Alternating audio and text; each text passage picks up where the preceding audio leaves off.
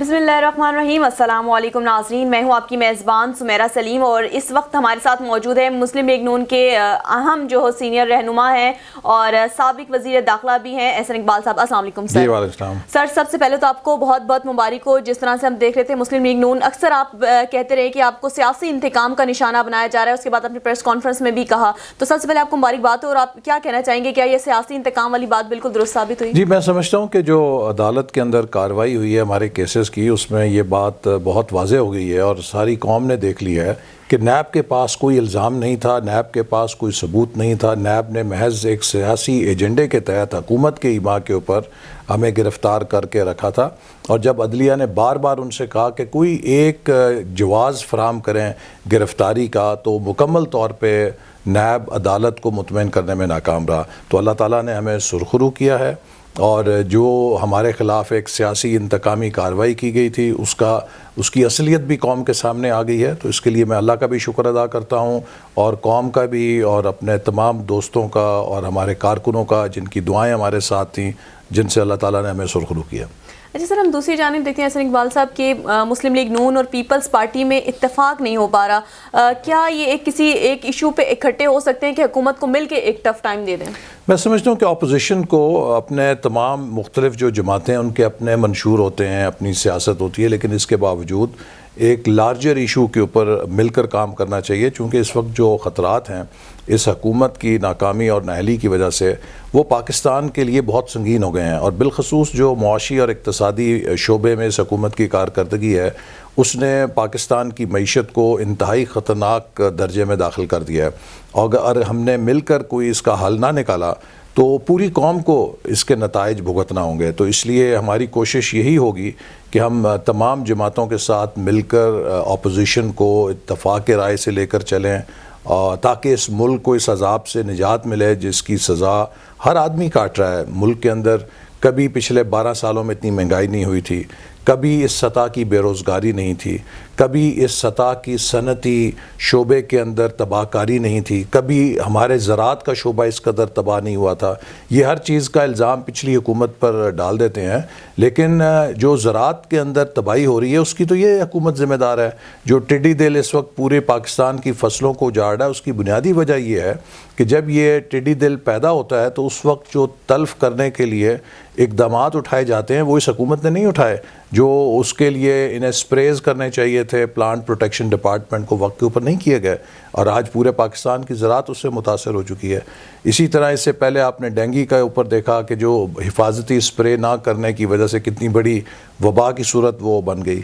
تو اس حکومت کی صلاحیت, اس حکومت کی اہلیت پہ پہلے تو شبے تھے, اب تو بار بار سامنے آ رہا ہے مختلف چیزوں کی صورت میں کہ اس میں وہ اہلیت نہیں ہے کہ یہ ملک کے مسائل کو حل کر سکے. اس لیے میں سمجھتا ہوں کہ اس وجہ سے اپوزیشن پر اب بڑی ذمہ داری ہے کہ وہ مل کر ان مسائل کا حل تلاش کرے تاکہ پاکستانی قوم اس گرداب سے نکل سکے. سر احسن اقبال صاحب, ہم دیکھ رہے ہیں دوسری جانب مہنگائی نے بڑا عوام کو پریشان کر دیا ہے, تو کیا مسلم لیگ نون کی جانب سے کیا احتجاج کیا جائے گا اس حکومت کے خلاف؟ ہم دیکھ رہے ہیں کہ جب آپ لوگوں کی حکومت تھی تو یہی حکومت تھی جو بڑا وویلا مچاتی تھی کہ مہنگائی ہو گئی ہے, لیکن اب جو ہے رپورٹس جو آ رہی ہیں اس کے مطابق تو مہنگائی اپنی عروج پر پہنچ چکی ہے. دیکھیے ابھی جو تازہ سروے آئے ہیں میڈیا پہ, مسلم لیگ نون کے 5 سالوں کے دوران جو کھانے پینے کی اشیاء تھیں 5 سالوں میں بمشکل 3 سے 5% اضافہ ہوا, بلکہ کچھ چیزوں کی قیمت میں تو کمی بھی ہوئی 5 سالوں میں. اس حکومت کے 18 مہینوں میں 30 سے 40% تک ضروری اشیاء میں جو کھانے پینے کی ہیں ان کی قیمتوں میں اضافہ ہو چکا ہے. اس وقت ایک عام آدمی کھانے پینے کی اشیاء خرید کے, بجلی اور گیس کے بل ادا کر کے اتنی سخت نہیں رکھتا کہ وہ اپنے بچوں کی فیسیں بھی ادا کر سکے. تو بہت گمبھیر صورت ہے. ہم اس پر انشاءاللہ بھرپور احتجاج پہلے بھی کرتے رہے ہیں, اب بھی پارلیمنٹ کے اندر پارلیمنٹ کے باہر مل کر کریں گے. لیکن اصل علاج یہ ہے کہ ہمیں اب اس ملک کو اس بحران سے نکالنے کے لیے ایک ایسا روڈ میپ کی ضرورت ہے کہ جس میں سب سٹیک ہولڈرز مل کر اگلے 10 سال کے لیے اس ملک کی سمت کا تعین کریں. ہمارا آئین جو ایک طرز حکمرانی دیتا ہے, ہمارا آئین جو عوام کو بنیادی حقوق دیتا ہے, ہمارا آئین جو عوام کو معاشی حقوق دیتا ہے, ان کو یقینی بنانے کے لیے چاہے سیاستدان ہیں, چاہے عسکری قیادت ہے, چاہے سول سروس بیوروکریسی ہے, چاہے عدلیہ ہے, چاہے ہمارا پرائیویٹ سیکٹر ہے، چاہے میڈیا ہے، سب کو بیٹھ کے رولز آف دا گیم پر اگر اتفاق نہیں کریں گے، گرینڈ نیشنل ڈائلاگ کی صورت میں اتفاق رائے نہیں کریں گے، تو مجھے ڈر کے یہ کہنا پڑتا ہے کہ ہم ایک بہت بڑے بحران کی طرف بڑھ رہے ہیں۔ احسن اقبال صاحب، دوسرا ہم دیکھ رہے ہیں کرونا وائرس سے پورے اگر بولے صرف پاکستان میں نہیں پوری دنیا میں پھیل چکا ہے۔ اب پاکستان میں بھی 2 کیسز سامنے آئے ہیں، اور گزشتہ روز ہم نے سروے بھی کیا، ہم جب گئے فارمیسی پہ، میڈیکل سٹور، تو یہاں پہ ماسک تک اویلیبل نہیں تھے۔ آپ کیا اس حکومت سے مطالبہ کرتے ہیں کہ جب خدا نہ خواستہ کوئی اس طرح کا بحرانی کیفیت آتی ہے تو سب سے پہلے جو استعمال کی چیزیں ہوتی ہیں وہی مہنگی کر دی جاتی ہیں یا تو غائب کر دی جاتی ہیں؟ یہ ساری چیزیں وہ ہیں کہ جس کی حکومت کو پیش بندی کرنی چاہیے تھی۔ جب یہ ساری بیماری ہمارے ارد گرد پھیل رہی تھی تو ہمیں اس کے لیے تیار رہنا چاہیے تھا کہ ایک دن یہ ہمارے ملک کے دروازے پہ بھی دستک دے گی۔ تو یہ حکومت کی ناکامی ہے، لیکن یہ جو کرونا وائرس ہے اس پہ تو جلد یا بدیر قابو پا لیا جائے گا۔ مجھے زیادہ فکر جو ہے سیاسی کرونا وائرس کی ہے، جو اس وقت ہمارے ملک کے اوپر مسلط ہے، جس کی ہم اپنے معیشت کی صورت میں، اپنے ملک کے بحران کی صورت میں قیمت ادا کر رہے ہیں۔ اس سیاسی کرونا وائرس سے نجات زیادہ ضروری ہے۔ اچھا، اب مجھے یہ بتائیے گا کہ مسلم لیگ نون کی قیادت کس کے پاس ہے؟ کیا نواز شریف صاحب صحتیاب ہونے کے بعد واپس آئیں گے؟ ہم دیکھ رہے ہیں کہ ایسی سچویشن میں جو سیاسی صورتحال ہے اور گہما گہمی ہے، انہیں واپس آنا چاہیے وطن واپس۔ دیکھیے، وہ اس ملک سے جب گئے ہیں تو انہیں مسلم لیگ نون کے میڈیکل ونگ نے رپورٹیں دے کے نہیں بھیجا، اس حکومت کے ڈاکٹرز نے، اور خود وزیر اعظم صاحب کے اپنے ہسپتال شوکت خانم کے معالجین نے جب تصدیق کر لی کہ وہ شدید عارضے کے شکار ہیں، تب انہیں باہر جانے کی اجازت دی گئی۔ تو اب ان کی بیماری کے اوپر حکومت کی طرف سے سیاست کرنا میں سمجھتا ہوں کہ ایک بہت غیر انسانی رویہ ہے، اور اس لیے اگر انہوں نے زیادہ اس کو ایشو بنایا تو مجھے اس سے بعید نہیں ہے کہ نواز شریف صاحب کہیں گے کہ مجھے اپنی زندگی کی پرواہ نہیں ہے، میں کسی کو اپنے اوپر حرف لانے نہیں دوں گا اور میں واپس جانے کا سفر شروع کروں گا۔ وہ اپنی بیمار بیوی کو چھوڑ کر آ گئے تھے، تو اگر ایسی صورت ہوئی تو پھر یہی حکومت ہیتھرو ایئرپورٹ پہ ان کا راستہ روک رہی ہوگی، نہیں جی آپ علاج کرا کے جائیں، علاج کے بغیر نہ جائیں۔ یہ بد نصیبی ہے کہ یہ بنیادی انسانی رویوں پر بھی سیاست کر رہے ہیں۔ میں آپ کو ایک اور مثال دیتا ہوں، خواجہ سعد رفیق ہر روز قومی اسمبلی کے اجلاس میں لاہور سے لائے جاتے تھے اور رات کو واپس لاہور لے جائے جاتے تھے۔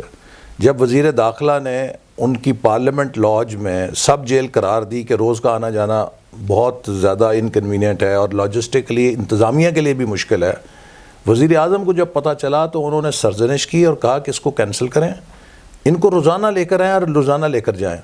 اب اس تکلیف سے وزیر اعظم کو آسودگی ملتی تھی، تو اب ایک شخص اس قدر بیمار ذہن کا ہو کہ جو تکلیف لوگوں کو دے کے آسودگی محسوس کرے، وہ اس قوم کو جوڑ نہیں سکتا۔ اس وقت قوم کو یونٹی کی ضرورت ہے، قوم کو یکجہتی کی ضرورت ہے، قوم کو یونیفیکیشن کی ضرورت ہے۔ ہمارے ارد گرد جو چیلنجز ہیں وہ اتنے بڑے ہیں، مشرقی اور مغربی سرحدوں پہ جو امڑ رہے ہیں، کہ ہم تقسیم ہو کے ان کا مقابلہ نہیں کر سکتے۔ ہم ان کا اگر مقابلہ کرنا چاہتے ہیں تو اس کا ایک ہی راستہ ہے کہ قوم کے اندر وحدت ہو، یکجہتی ہو، اتفاق ہو، اتحاد ہو، مضبوطی ہو۔ تو ایک ایسا لیڈر جو قوم کو تقسیم کر رہا ہے، جو قوم میں پولرائزیشن کر رہا ہے، جو قوم میں نفرت پھیلا رہا ہے، اس کے ہاتھوں سے ہمارا مستقبل تو محفوظ نہیں ہے بلکہ خطرے میں ہے۔ بہت شکریہ احسن اقبال صاحب ہمیں قیمتی وقت دینے کا، اور ونس اگین تھینک یو آپ کو۔ جی ناظرین، اپنی میزبان سمیرہ سلیم کو اجازت دیجیے، اللہ نگہبان۔ پاکستان بے پناہ قدرتی وسائل سے مالا مال ہونے کے ساتھ ساتھ انسانی وسائل میں بھی نمایاں ہے۔ تارکین وطن کی جانب سے ملک میں بھیجی جانے والی رقوم معاشی ترقی میں کلیدی کردار ادا کرتی ہیں۔ وزیر اعظم پاکستان کے ویژن کے پیش نظر او پی ایف اپنے تمام ریجنل دفاتر کے ساتھ مختلف پروگرامز کے تحت تارکین وطن کی پردیس میں سرپرستی کے ساتھ پاکستان میں ان کے اہل خانہ کی فلاح و بہبود کو بھی یقینی بنا رہا ہے۔ او پی ایف کی تمام خدمات اور سہولیات سے استفادہ کرنے کے لیے اوورسیز پاکستانیز کو رجسٹریشن کے عمل کے تحت ممبرشپ کارڈ جاری کیا جاتا ہے۔ زر مبادلہ کی قانونی ترسیل کو یقینی بنانے اور اس سلسلے میں مزید آسانیاں دینے کے لیے وزارت خزانہ کی ہدایت پر فورن ایکسچینج ریمیٹنس کارڈ کا اجرا بھی عمل میں لایا گیا ہے۔ بیرون ملک وفات پا جانے والے تارکین وطن کے جسد خاکی کے ملک میں پہنچنے کے بعد خصوصی فری ایمبولینس سروس کے ذریعے ان کے آبائی علاقوں تک پہنچایا جاتا ہے۔ اسکالرشپ اسکیم کے تحت اوورسیز پاکستانیز کے ہونہار بچوں کو وظائف بھی دیے جاتے ہیں۔ حال ہی میں او پی ایف کے 3 اداروں میں چائنیز زبان کی کلاسز کا اجرا بھی عمل میں آیا ہے۔ OPF کو ای لرننگ پروگرام کامیابی سے چلانے والا پاکستان کا پہلا سرکاری ادارہ ہونے کا اعزاز بھی حاصل ہے۔ OPF۔ مزید تفصیلات کے لیے ہماری ہیلپ لائن یا ویب سائٹ وزٹ کریں۔